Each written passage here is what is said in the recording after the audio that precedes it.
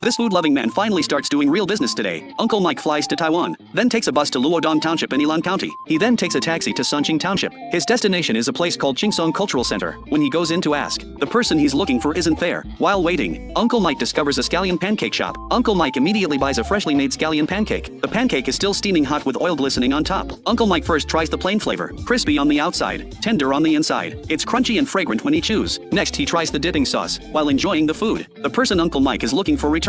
Uncle Mike quickly starts the transaction. Uncle Mike carefully takes out a gift package from his bag and hands it over. Uncle Mike is curious about what's inside. When he came, his boss paid a lot of money for him to deliver this package thousands of miles away. Uncle Mike suspects it contains valuable antiques. The girl opens it and takes a look. Uncle Mike's guess was right, it is indeed a piece of porcelain. Unfortunately, it's not a valuable antique, but just an ordinary toothpick holder. Uncle Mike discovers he was deceived by his boss. Uncle Mike prepares to return to Luodong to find good food. Although there's a language barrier, Uncle Mike still recognizes a few Chinese characters. Uncle Mike stops in front of a seafood stir-fry restaurant. He looks at the display case filled with various seafood. He checks the menu, the prices are reasonable. He'll eat here. The female owner is very enthusiastic. Uncle Mike starts ordering. Although he recognizes a few Chinese characters, ordering is quite difficult. He orders 2 dishes through guessing and gesturing. This line he recognizes the character for meat. This line he recognizes ribs. Then through gestures and words, he asks for fried rice. Fortunately, the owner is smart and understands that Uncle Mike wants fried rice. Uncle Mike does as the locals do and grabs himself a bottle of tea. He takes a sip and finds it extremely sweet. At this moment, 2 Taiwanese girls walk in. They seem very familiar with the owner, clearly regular customers. Uncle Mike is great at learning and imitating. Uncle Mike orders 3 more dishes before sitting down satisfied. The owner worries he won't finish all the food. The Taiwanese girls suggest making smaller portions. The seafood stir-fry is indeed fast. The dishes are served quickly. Uncle Mike picks up his chopsticks and prepares to eat. This is Sunqing scallion stir-fried with bacon. Sunqing scallions are a specialty of Ilan. Uncle Mike takes a bite. The flavor is indeed extraordinary. The bacon also tastes great. Uncle Mike thinks the bacon could be called Chinese bacon. After 4 bites, his mouth is full of oil. Uncle Mike turns his attention to the egg fried rice. Uncle Mike scoops a spoonful into his mouth and immediately starts talking excitedly. Amazing, fantastic. When encountering truly delicious food, Uncle Mike never hides his excitement. This is called clam soup. It looks like there's nothing in it, but there are actually plenty of clams. Uncle Mike ladles out a bowl. So delicious. He takes another sip of seafood soup. Truly delicious. At this point, the red-cooked pork ribs arrive. The red-cooked pork ribs definitely contain rice wine. Uncle Mike wonders if eating this counts as indirect drinking. He picks up a piece and takes a bite. Uncle Mike says this tastes 10,000 times better than Japanese cuisine. The ribs come with dipping sauce. Uncle Mike picks up a piece,